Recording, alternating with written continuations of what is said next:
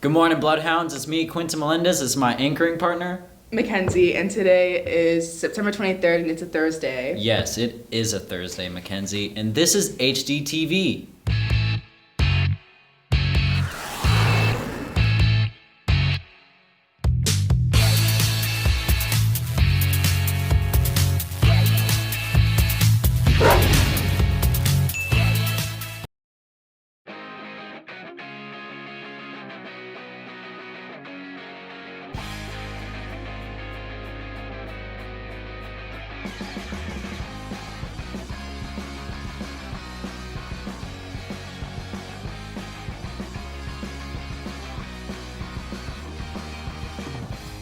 So how are you doing, my anchoring partner? I'm doing pretty good. And why is that? Because voting is tomorrow for the homecoming king and queen, so don't forget to vote in third period. Yeah, this homecoming week is looking very promising, and today's show we have a very special interview with Mr. Bruno, so stay tuned for that. Straight up.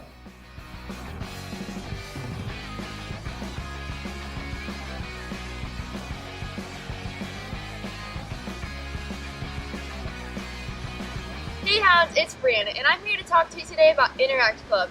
Interact Club works with the Auburndale Rotary Club and alongside with the community. We will be having our first meeting on Thursday, September 23rd at 2 p.m. and 727. There will be pizza and soft drinks for anyone who attends. See myself or Dr. Jenny for more details. Hope to see you there. Hey Bloodhounds, I'm Preston, and I'm back with another episode today here of Around the Hound. And today we're going to be talking about your Auburndale High School varsity football team. First, the varsity football team had a game against Heritage home last Friday night. The Bloodhounds took a 6-0 lead going into halftime. The game started off slow, both teams were going back and forth, but the Bloodhounds finally capped off a 20-0 victory due to a pick six by Elijah Davis. The Auburndale Bloodhounds varsity football team will take on Bartow this Friday night at 7:30 p.m. Come out and support your varsity Bloodhounds. Hey Hounds, it's Jacob, and I'm here with Mr. Bruno. Good morning, Hounds. Today we're going to talk about some things we've been seeing around campus, some things we want to fix on, some things we want to improve. I know there's a couple things you wanted to get across today.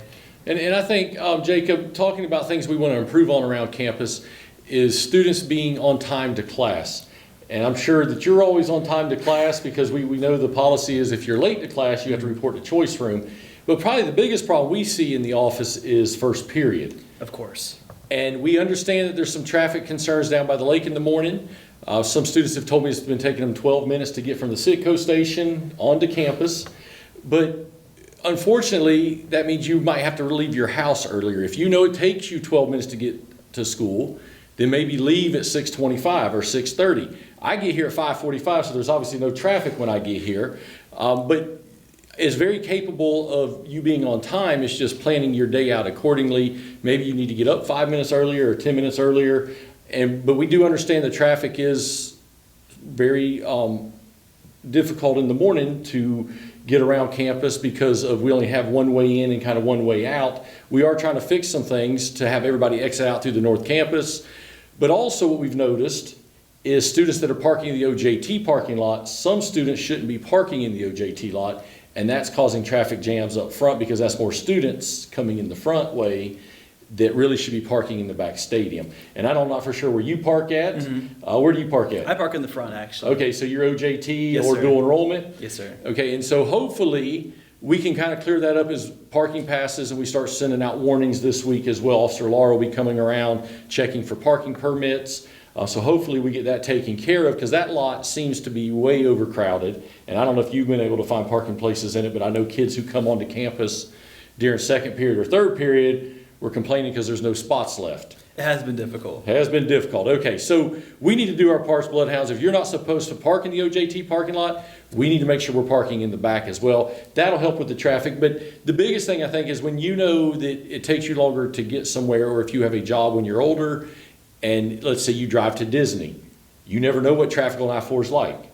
Some days you might get there in 30 minutes, some days you might get there in an hour and a half, right? Yeah. So I think we need to kind of put that same mindset in perspective at Auburndale to know, hey, some mornings around the lake it might take us 5 minutes, some mornings it might take us 12 minutes or 13 minutes.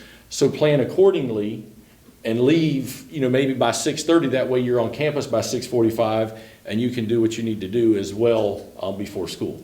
I know that's not your only point today, so what's some other things you were thinking of? One of the other things that we have is also students being out of area. And it kind of goes hand in hand with grading. And so we'll talk about being out of area and grading. What we've noticed is we'll be in the North Campus. We find students in the North Campus bathrooms that are supposed to be in the 700s hall, or students in the 400s that are supposed to be in the North Campus, or all different kinds of scenarios with that.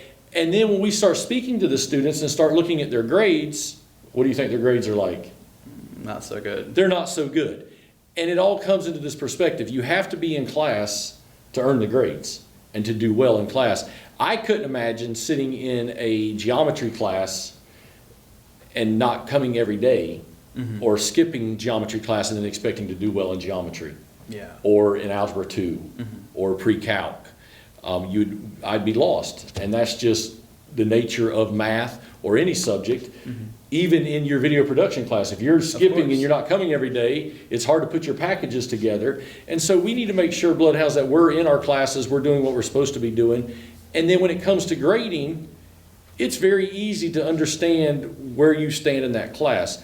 No longer, I'm of the age where we used to have to ask our teacher, hey, what's my grade in here? Because it was kept in a paper pencil grade book, and they would have to type it out on the calculator, and they had all their percents in. But you guys have something that we never had. What is that? That portal. That portal is the best thing ever, because it tells you the most current information that you actually have as of that time you're checking it. It shows you your bus routes. It shows you your testing information, like if you passed your EOCs, your FSAs, your SATs. It shows your attendance. Teachers, we all make mistakes. We're all humans. Sometimes teachers might mark you absent when you were here. They might have skipped down a line and marked you absent on accident. We can correct it, but you have to check your portal.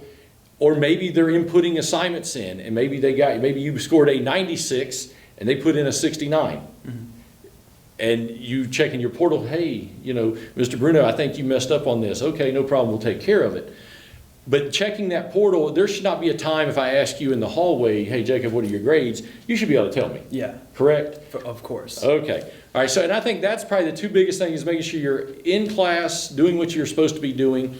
And then we've noticed kids that every single class period, they're asking to go out of class. So when we start tracking logs, so every period, kids are asking to go to the restroom. And it's almost like every 40 minutes, kids are asking to go to the restroom. We know that some students may have some problems, some medical concerns, but if you're having to use the restroom every 40 minutes, that's a concern that you may need to go to a doctor or talk to your parents about. But what we find out is a lot of the students are sitting in the bathrooms on their phones and just hanging out. So let's talk about bathrooms. You want to talk about bathrooms right now? What do you notice about the bathrooms? So what I've noticed about the bathrooms, they've been destroyed lately. They have been, and not all of them, and I'll say this, that probably 98% of our bloodhounds are doing the right thing and want our campus to be clean. And I can say this, as a former graduate of Auburndale High School, everyone should take pride in their school. Our school is what we make of it. When we start thinking about our high school experiences and middle school experiences, it's what you make of that experience. And the school can only be as good as the students that are in the school. That's very true. And that's an honest statement, is we want the very best from you. So our school is the very best.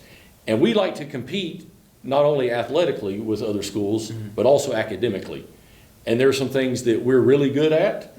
There's some things that we need to improve at, but students taking pride in that school and taking pride in that campus is probably the number one part that we can do to help Auburndale High School.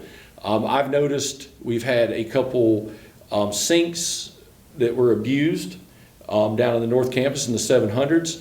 I noticed that there was a bathroom the other day in the 700s that looked like somebody took Dorito chips and just slung them all over the place, and took some red Kool-Aid and slung it on the wall.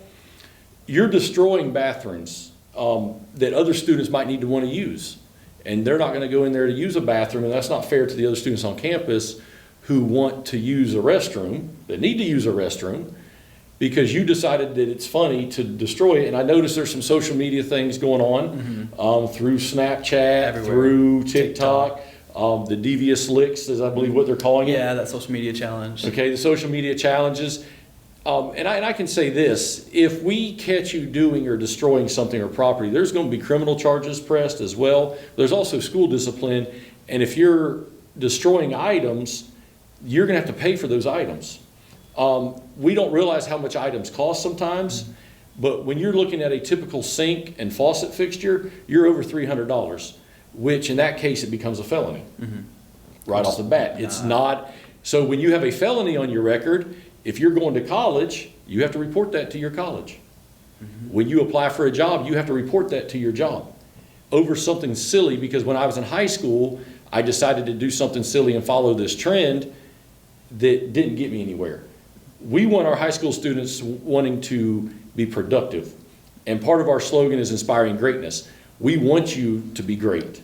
We can't be great when we're destroying our property at Auburndale High School, ripping soap dispensers off of a wall where students can't have soap, and then we're having to go that night trying to find soap dispensers, fill them up, because we want you guys to be able to wash your hands, to be clean, right? We have all the COVID going on and all different other things going on.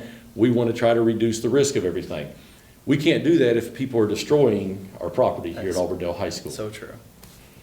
Well, I think we've went over a lot of things right now.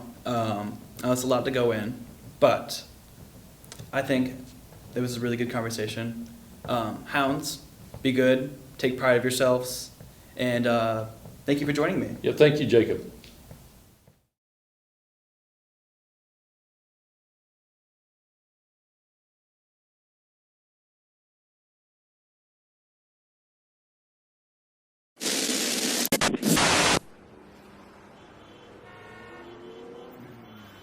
Is that a cigarette?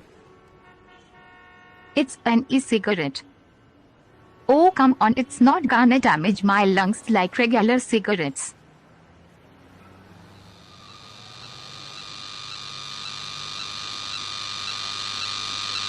Is this your lungs?